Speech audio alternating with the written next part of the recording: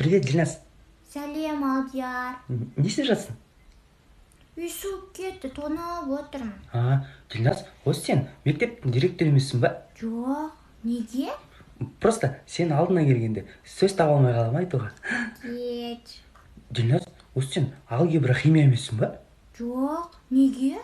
Просто сен кейде түсіну қиын болып кетеді. Дильназ, осы сен ағаш емессің ба? Смысл? Жоқ, типа өміріме воздух беріп тұрасың. Бәсе. Дильназ, сен маска емессің ба?